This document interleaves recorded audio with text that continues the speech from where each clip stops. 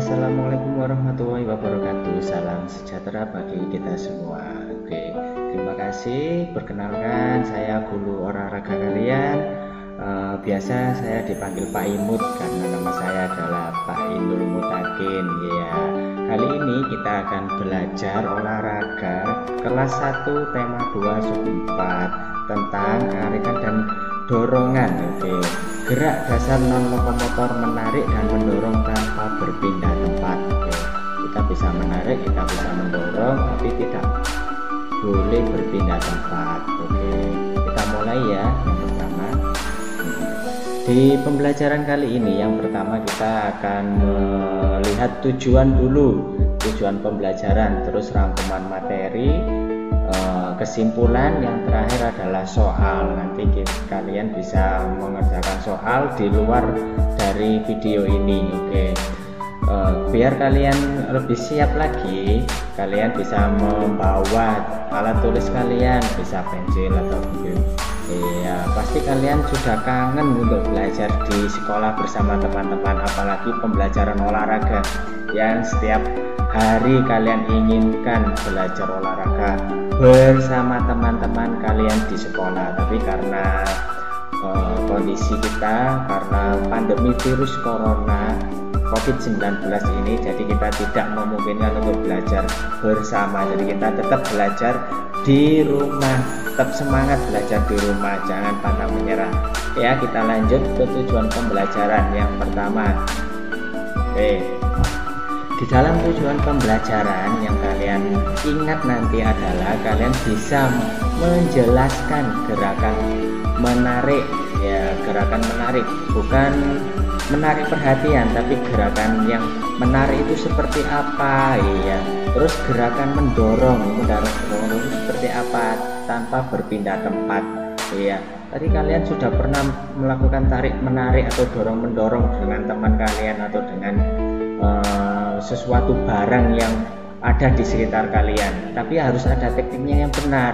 Setelah kalian sudah mampu, sudah tahu cara menarik dan mendorong yang benar, baru kalian mempraktekkan gerakan mendorong dan gerakan mendarik. Jadi kalian harus bisa mempraktekkan gerakan mendorong dan menarik dengan benar, tentu saja dengan pengawasan orang yang lebih dewasa, contohnya orang tua, kakak, paman.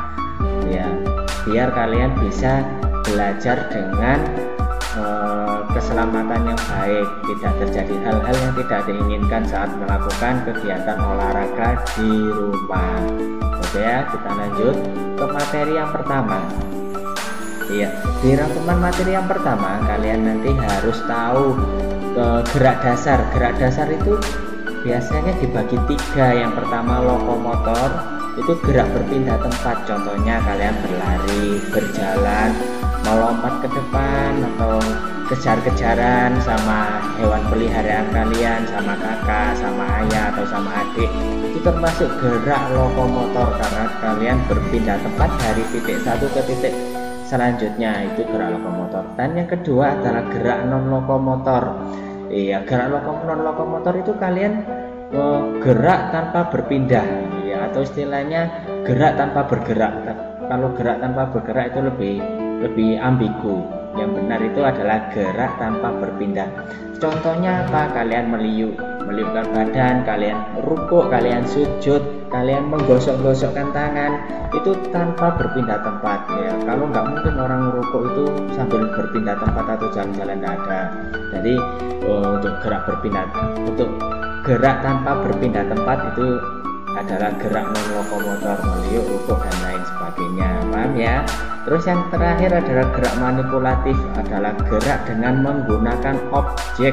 Meskipun kalian berpindah atau kalian tanpa berpindah tempat, kalau kalian menggunakan objek, bisa bola, bisa kursi, bisa meja, bisa tas, itu adalah gerak manipulatif. Contohnya apa? Kalian menendang bola, kalian menangkap, kalian melempar, kalian memukul, itu semuanya adalah gerak manipulatif. Tapi hari ini kita khususkan untuk gerak non lokomotor tanpa berpindah tempat. Paham ya? Oke, di rangkuman yang kedua, gerak tanpa berpindah tempat itu adalah gerak menarik di tempat. Iya, yang pertama yang kalian harus ketahui adalah posisi tangan kalian waktu menarik. Waktu menarik, tangannya biasanya itu kalian menggunakan lurus. Tangannya lurus itu kalau kalian di tempat. Tapi kalau kalian mau berjalan, contohnya menarik meja, menarik kursi, itu kebanyakan tangannya ditekuk, sedikit ditekuk, biar objek yang kalian tarik itu berjalan. Tapi kalau kalian gerakannya di tempat, itu tangannya lurus. Contohnya apa? Kalian membuka pintu yang terkunci, ya pintunya dikunci, kalian menarikkan tangannya lurus ya. Terus yang kedua adalah berpegangan. Tangannya harus berpegangan. Kalau kalian tidak memegang sesuatu, ya gimana mau bisa menarik? Nggak bisa. Pasti kalian akan terdorong ke belakang kalau kalian itu tidak memegang sesuatu. Jadi telapak tangan kalian harus memegang sesuatu, itu adalah gerakan tarik. Terus posisi badan.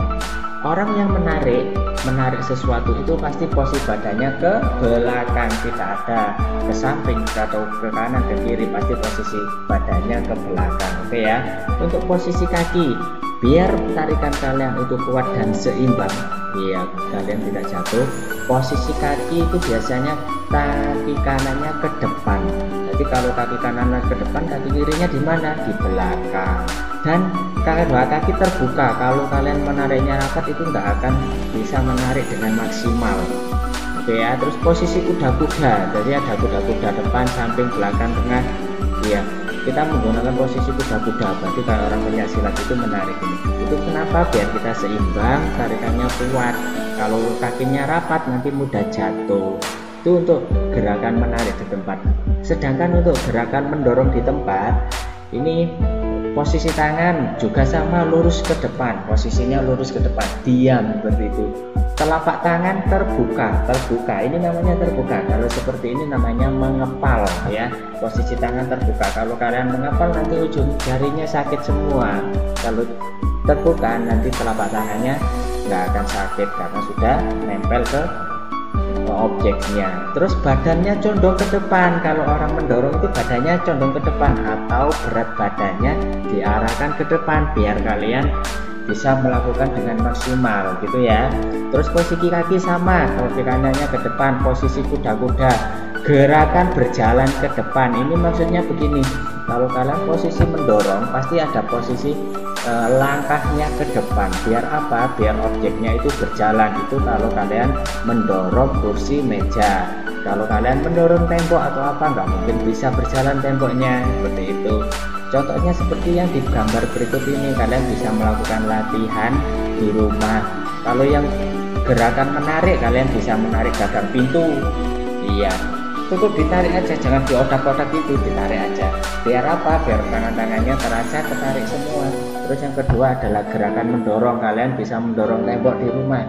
Contohnya, kalian bersandar di rumah, tembok ini. Lakukan berapa detik, terus diulangi lagi. Seperti itu ya. Oke. Terus setelah kalian tahu tentang rangkuman materinya tadi, pengetahuannya, kita lihat kesimpulannya. Iya. Yang pertama, gerakan menarik dan mendorong tanpa berpindah tempat itu apa sih manfaatnya buat kalian? Yang pertama, menguatkan otot atau tulang kaki serta meningkatkan keseimbangan. Oh, kenapa kok Pak harus seimbang? Iya dong, harus seimbang. Kenapa kok harus seimbang? Karena yang pertama, kalau kalian naik turun tangga tidak seimbang itu akan mudah terkilir. Sakit kan terkilir itu? Iya, kalian pakai kursi roda, kalian pakai alat bantu egrang, itu kalau keseimbangannya kurang. Tapi kalau kalian kuat, kakinya kuat, jangankan naik turun tangga, kalian didorong temennya atau dijahilin temennya atau dijegal istilahnya atau di-tackling temennya, kalian bisa melakukan keseimbangan dan tidak mungkin cedera, seperti itu ya. Yang kedua, menguatkan otot dan tulang tangan dan bahu. Ini tangan kalian, ini bahu kalian. Jadi kalian harus tahu kalau tangannya kuat, bahunya kuat, kalian disuruh orang tua untuk mengangkat sesuatu yang berat, sesuatu yang lebih kecil beratnya dari badan kalian, itu akan mudah sekali. Contohnya apa? Ada ibu kalian untuk mengambilkan minyak 1 liter. Kalian karena tangannya kuat, kalian bisa mengangkat dengan baik. tanpa malas-malasan, oh gak kuat tuh, gak kuat.